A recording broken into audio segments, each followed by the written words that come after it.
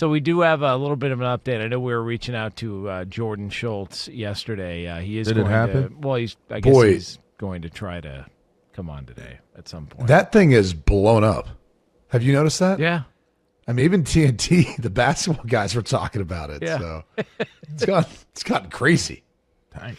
Well, listen, you want to throw down a couple of reporters at a Starbucks, and we'll try and get Jordan's side of it because Rappaport's made the rounds, and not sure what would be proud about his involvement of all that. But nonetheless, we are off and running here, and we've got more storylines from around the NFL in the offseason.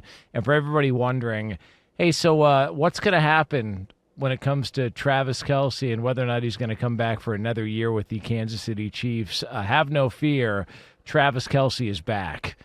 And that news was announced a couple of different ways, one of which was on the Pat McAfee show starring A.J. Hawk, in which he texted Pat McAfee, and the message was, I'm coming back for sure, going to try to get into the best shape I've been this offseason and get into the mountaintop. Got a real bad taste in my mouth about how I played in the last game and with how I got the guys ready for battle. I can't go out like that. Later on, via the New Heights podcast and the Twitter account there, he just wrote, it's time for year 13. So, Travis Kelce's That's how he back. sounded when he was saying it? That's how the soundbite read?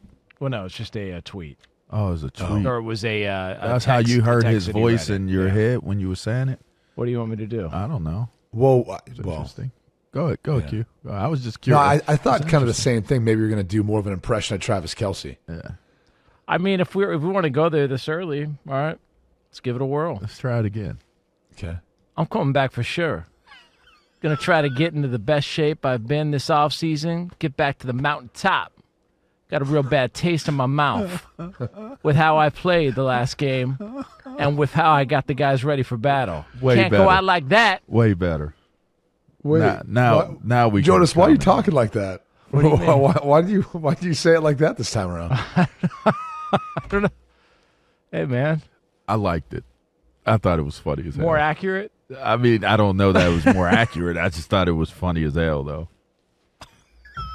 Listen, there's a little hint of that from time to time. We But, knew he was coming back, right? I mean, we knew he was coming back. I don't know. Did anybody actually think he wasn't? Yeah, I mean, again, I think you still have to look at Travis Kelce as a bonus. This is a bonus season for you. It's a bonus game. It's a bonus practice. Whatever it is that you get from Travis Kelce from this moment on, you're playing with house money. I mean, he's getting up there in age. He's had a brilliant career. Clearly, the wear and tear is starting to take hold more than years past, that's natural. But yeah, I mean, I think that he certainly shows that he has enough left. I mean, he made a lot of plays again this year and was a main go-to guy. Still Patrick Mahomes, in my estimation, his go-to guy, the guy he depends on.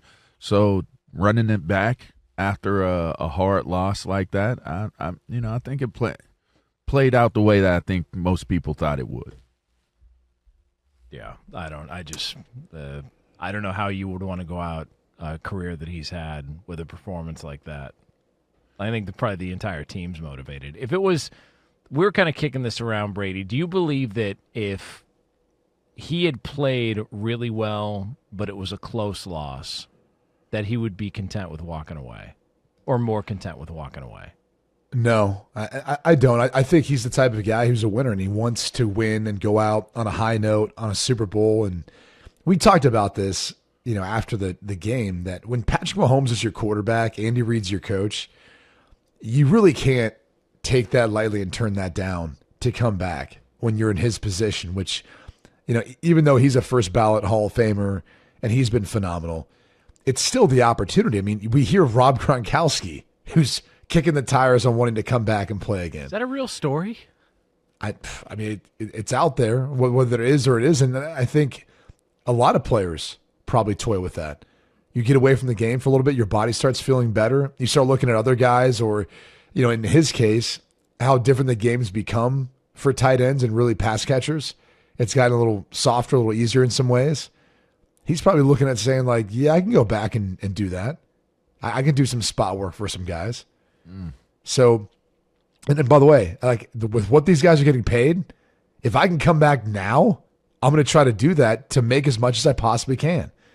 I'm telling you, it is a shock for a lot of players when they get out of the game of football for a year or two and they can't live the lifestyle they were when they were playing. It's just hard. I mean, it's hard enough for humans in general to budget and learn how to save money and not spend and all that.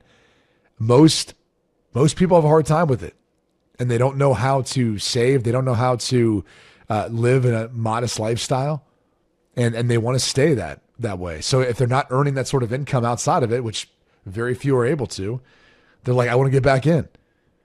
So that doesn't necessarily apply to Travis Kelce, but in this case, I just think there's no way you pass up the opportunity to play with Patrick Mahomes in the prime of his career when they have all these things going kind of the right direction, if you can. Now, the question becomes, if you're the Kansas City Chiefs, what are you willing to pay Travis Kelce? Because based on that last performance, even at times based on how he played last year, I would have some questions about what he looks like for 17 games this upcoming season, plus the playoffs. Can his body hold up? Can he move the same? It doesn't feel like he has the same type of impact as he used to. So is he understanding of that? Is he going to be able to one to say, yeah, I'm willing to go chase another ring, another title to go out the right way, as opposed to worrying about making an extra, million or two or three here or there.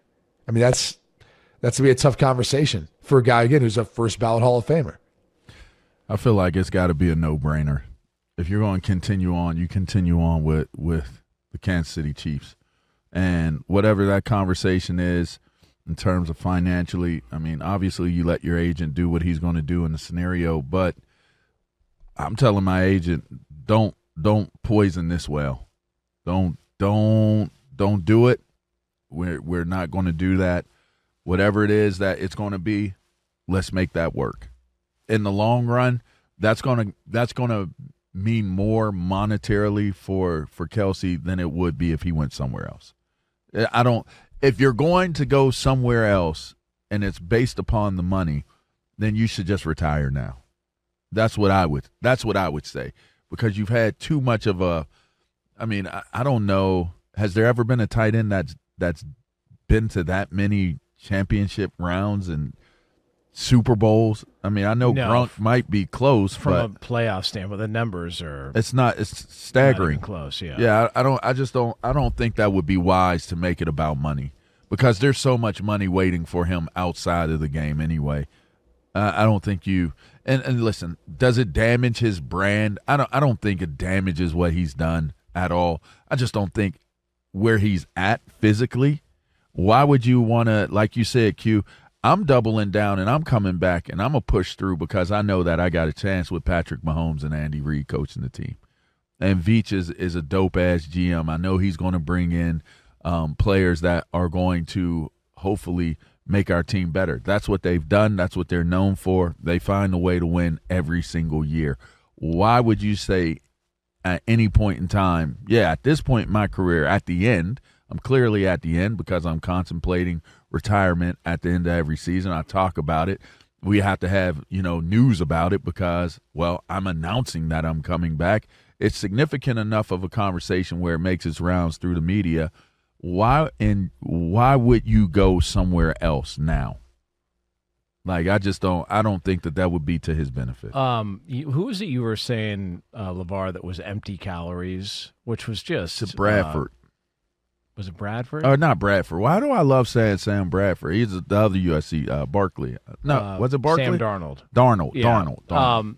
Travis Kelce last year. Sam Darnold. Travis Kelce had 97 catches last year, but it just didn't feel like it was the same. Like there wasn't, like you looked at it at the end of it, you're like, wow, he almost had 100 grabs, but it just wasn't the same. So, I mean, and there was speculation that he was sick before the Super Bowl, that he was dealing with a severe illness, so maybe that had something to do with it. I'm kind of into the Chiefs coming back on a red ass tour, going, we're not going to present that product in a big game again. And so let's give this, one last go with everybody, Chris Jones, Mahomes, Travis Kelce, Andy Reid, and then they go on their little scorched earth tour this upcoming season. That'll be a lot of fun. So just to kind of further the statistical argument, 97 receptions, all right, which was more than he had the year before, but less yards. In fact, he was 2 yards less per reception, only 3 touchdown receptions in the course of the regular season, which is a pretty significant drop-off, if you're being honest with yourself. Yards after the catch, again, his lowest he's had since, 2018. That at least I've seen kind of looking at this. You start looking at, how many of those catches went for first downs. Usually something, again, your tight end's kind of your chain mover. Lowest number he's had in that span as well. So, like, all those numbers are trending down. And that's probably the thing that makes you kind of say, all right, like, is this just like a fluke? Or is this, hey, he's 35, going to be 36. He wants one more shot at it, and he's going to do everything he can in the offseason to prepare himself for it, which honestly was the best thing, Jonas, when you did that impression that I heard from you, is because when you watched him this year, it just felt like he didn't have the same explosion, same pop.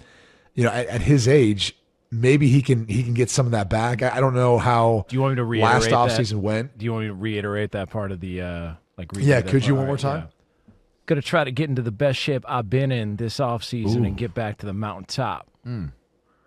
Gangster. The mountain what? Top. Dang. Okay, so my thing is, if he does fully invest, and he's not, not saying that going touring with Taylor Swift played an impact, but maybe it did. Maybe and after winning 2 Super Bowls, there was some things that were taken for granted.